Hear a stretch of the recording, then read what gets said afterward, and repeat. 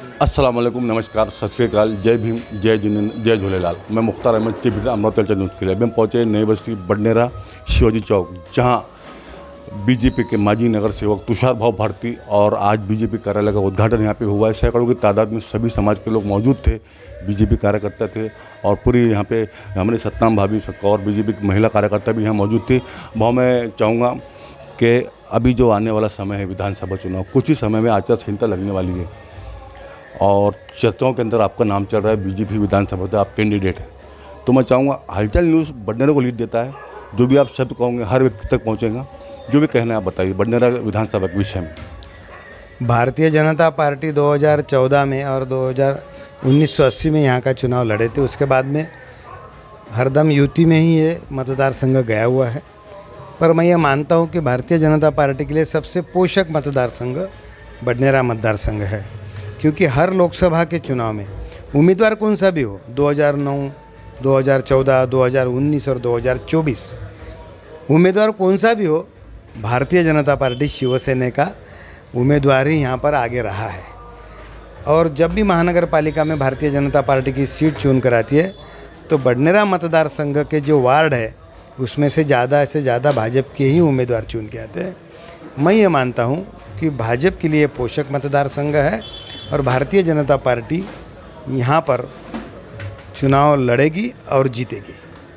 अब हमने देखा है कि आपके कार्यकाल में जूनी बस्ती के अंदर एक गार्डन वगैरह बनाया गया, यहाँ पे ग्राउंड वगैरह खोला गया, काफ़ी मेहनत की बडनेरा के अंदर, आपने बहुत वक्त भी दिया है। इसके पहले हमने न्यूज़ भी आपकी फ्लैश की थी। तो वो ऐसा लगता है कि अभी 2024 के अंदर लोकसभा चुनाव हो गया है, जिस तरह बीजेपी को बडनेरा से लीड मिली 25-26 हज़ार की, ऐसी उम्मीद है आपको आने वाले समय में? बडनेरा मतदार संघ में भारतीय जनता पार्टी का कार्यकर्ता खड़ा रहा तो 100% उसको लीड मिलेगी और चुन कर भी आएगा। अब ये मतदार संघ में बदलाव की हवा चल रही है। केवल आश्वासन देना, केवल दूसरों के काम पे बोर्ड लगाने वाले आमदारों से अब ये मतदार संघ तंग आ चुका है। लोगों में बदलाव की एक वेव चल रही है। मैं ये मानता हूँ कि इस चुनाव में बदलाव होगा और भारतीय जनता पार्टी का कार्यकर्ता चुनाव जीतेगा। और जिस तरह बडनेरा में चर्चाओं का दौर चल रहा है कि बीजेपी जो तत्कालीन आमदार है रवि कुमार जी राणा, उसको समर्थन करेंगे और रवि राणा अपक्ष ही चुनाव लड़ेंगे, इसके बारे में क्या बोलेंगे आप? नहीं, भारतीय जनता पार्टी को अपक्ष को सपोर्ट देने का कोई कारण ही नहीं। और मैं ये मानता हूँ कि अमरावती महानगर पालिका क्षेत्र में दोनों मतदार संघ यदि बाहर चला जाएगा तो महानगर पालिका में भाजपा को बड़ी दिक्कत होगी। वो किस प्रकार से चुनाव जीतेगी? और बडनेरा के आमदार को भाजपा का सपोर्ट चाहिए, चिन्ह नहीं चाहिए। लोकसभा में उनको चिन्ह चाहिए था, सपोर्ट नहीं चाहिए था। तो इसके कारण तो लोगों को मालूम हो गया कि भाई ये संधि साधु लोग हैं। भाजपा के कार्यकर्ताओं को भी मालूम है, भाजपा के वोटर को भी मालूम हो गया और भाजपा के वेल विशर को भी मालूम हो गया कि 50-50 साल, 40-40 साल से काम करने वाले कार्यकर्ता भारतीय जनता पार्टी में आए तो वो उन्होंने क्या करना चाहिए। इसलिए मेरा कतई विश्वास नहीं है। भारतीय जनता पार्टी का इस वक्त कार्यकर्ता खड़ा रहेगा और प्रचंड वोटों से चुन कर आएगा। अब हमने देखा है सोशल मीडिया हो, प्रिंट मीडिया हो, इलेक्ट्रॉनिक मीडिया हो, जिस तरह से आप बेबाकी से ब्लेम करते हो, इल्ज़ाम करते हो, लगाते हो, हमने अभी तक कोई ऐसे किसी के मतलब ऐसा जो स्पष्ट बोलते हुए नहीं देखा है।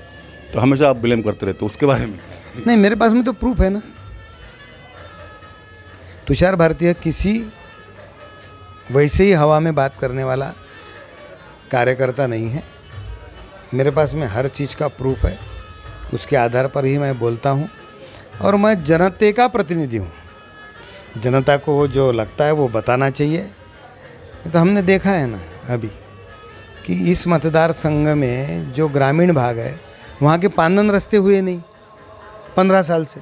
आप जाकर के देखो और बोलते कि हमने विमानतल लेके आया। तो ये लोगों को अभी जचता नहीं। अब लोग होशियार हो गए। आपको पता होगा, मुझे भी पता है कि 2019 के चुनाव में महानगर पालिका के उन्होंने एक ट्रेन तैयार की थी, ऑटो चिपका, एक में को ऑटो लगा के, और बोला था कि मेट्रो चालू होने वाली। उसके लिए बात नहीं लगी, टिप्पणी पढ़ा था हमने। तो वो मेट्रो कहाँ है, ये सब लोग जानते हैं। और लोगों को आमदार चाहिए साहब, साहूकार नहीं चाहिए। इसलिए अब लोग त्रस्त आ चुके हैं।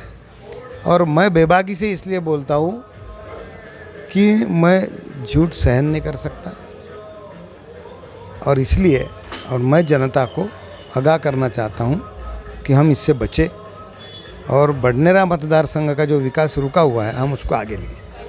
भाव अभी 5-6 दिन बाकी है आचार संहिता को। मैं चाहूँगा हमारे चैनल के माध्यम से बडनेरा विधानसभा के लोगों को और आने वाले कैंडिडेट को आप क्या संदेश देंगे? मैं सभी मतदारों को ये बताना चाहता हूँ कि हमें एक सच्चा कार्यकर्ता, विकसनशील कार्यकर्ता जो विकास करे, जो युवाओं के लिए, ज्येष्ठ नागरिक के लिए, बहनों के लिए, इन सब के लिए काम करे और केवल बहानेबाजी नहीं, केवल नौटंकी नहीं, केवल प्रचार नहीं, तो वो सही में काम करे। ऐसे व्यक्ति के पीछे हमने सबने खड़ा रहना चाहिए। इसलिए मैं बताऊं कि राह कांटों से भरी है, कुशलता से लांघना है।